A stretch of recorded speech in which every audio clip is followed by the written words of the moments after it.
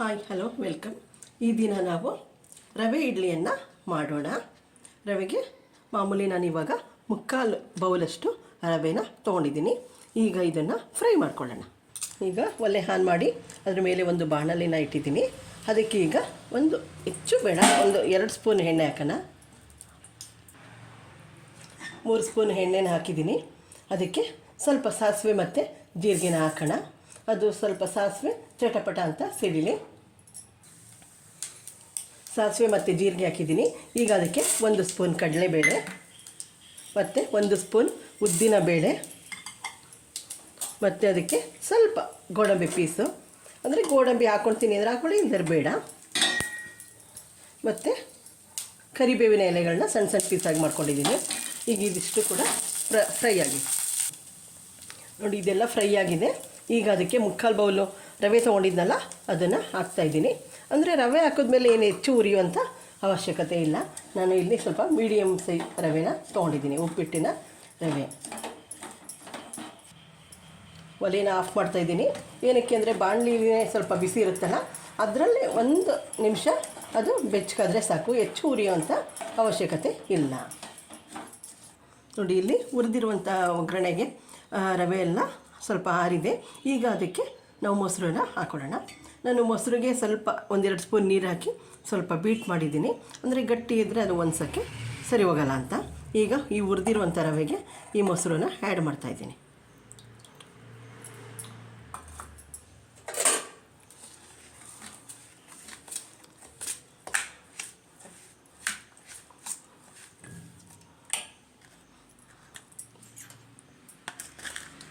ರುಚಿಗೆ ತಕ್ಕಷ್ಟು ಉಪ್ಪು ಹಾಕೋಣ.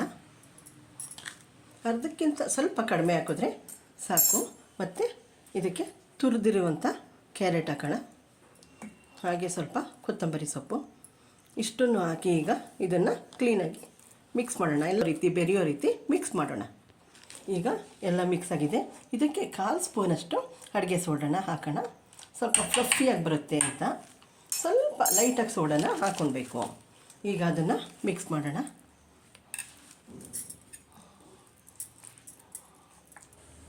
ಈಗ ಇಡ್ಲಿ ತಟ್ಟೆ ತೊಗೊಂಡಿದ್ದೀನಿ. ಅದಕ್ಕೆ ಸ್ವಲ್ಪ 2 ಡ್ರಾಪು ಎಣ್ಣೆ ಹಾಕಿ ಅದಕ್ಕೆ ಸ್ವಲ್ಪ ಸವರೋಣ. ಏಕೆಂದರೆ ಇಡ್ಲಿ ಬಿಟ್ಟಾಗ ಅದು ಬೆಂದಾಗ ಅದು ಅಂಟ್ಕೊಂಡೇ ಇರಲಿ ಅಂತ. ನೋಡಿ, ಎಣ್ಣೆನ ಸವರ್ಕೊಂಡಿದ್ದೀವಿ ಇಡ್ಲಿ ತಟ್ಟೆಗೆ. ಈಗ ಅದ್ರ ಮೇಲೆ ಸ್ವಲ್ಪ ಕೊತ್ತಂಬರಿ ಸೊಪ್ಪು ಮತ್ತು ಕ್ಯಾರೆಟ್ ತುರಿನ ಹಾಕ್ಕೊಳ್ಳೋಣ. ಅಂದರೆ ಬೇಕಾದವರು ಗೋಡಂಬಿನೂ ಸಹ ಹಾಕ್ಕೊಳ್ಬೋದು. ಟೊಮೊಟೊನ ಸ್ಲೈಸ್ ಮಾಡಿಬಿಟ್ಟು ಕೂಡ ಹಾಕ್ಕೊಳ್ಬೋದು. ಅಂದರೆ ನಾನೀಗ ಕೇವಲ ಕ್ಯಾರೆಟು ಮತ್ತು ಕೊತ್ತಂಬರಿ ಸೊಪ್ಪನ್ನು ಮಾತ್ರ ಹಾಕ್ತಾಯಿದ್ದೀನಿ. ಈಗ ಇದಕ್ಕೇ ಇಡ್ಲಿ ಹಿಟ್ಟು ನೋಡಿ ಈ ರೀತಿ ಇದ್ದರೆ ಸಾಕು. ತುಂಬ ತೆಳ್ಳನೂ ಬೇಡ, ಗಟ್ಟಿನೂ ಬೇಡ. ಈಗ ಇದನ್ನು ಒಂದೊಂದು ಸೌಟು ಹಾಕೋಣ. ಅಂದರೆ ಸ್ವಲ್ಪ ಕಡಿಮೆನೇ ಹಾಕಿದ್ರೆ ಅದು ಆಮೇಲೆ ಅದು ಉಬ್ಬುತ್ತೆ. ಒಲೆ ಮೇಲೆ ಒಂದು ಪಾತ್ರೆ ಇಟ್ಟು ಅದಕ್ಕೆ ಸ್ವಲ್ಪ ನೀರು ಹಾಕಿದ್ದೀನಿ. ಈಗ ಅದಕ್ಕೆ ಇಡ್ಲಿ ಪ್ಲೇಟನ್ನು ಜೋಡಿಸೋಣ.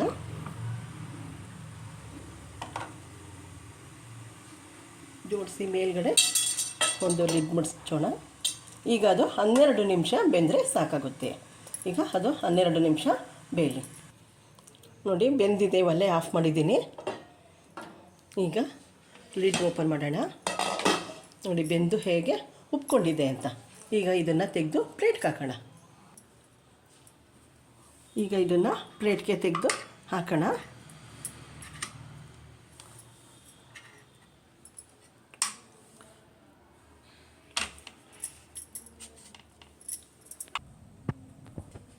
ರವೆ ಇಡ್ಲಿ ತಿನ್ನೋದಕ್ಕೆ ರೆಡಿಯಾಗಿದೆ.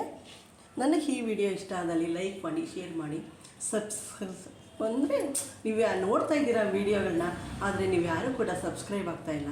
ಪ್ಲೀಸ್ ಸಬ್ಸ್ಕ್ರೈಬ್ ಆಗಿ ಮತ್ತು ವೀಡಿಯೋಗಳನ್ನ ಶೇರ್ ಮಾಡಿ. ಮತ್ತು ಎಕ್ಸ್ಟ್ರಾ ಎಲ್ಲ ವೆರೈಟೀಸ್ ಅಡುಗೆಗಳನ್ನ, ವೆಜ್ ಅಡುಗೆಗಳನ್ನ ಮುಂದೆ ನೋಡುವಿರಂತೆ.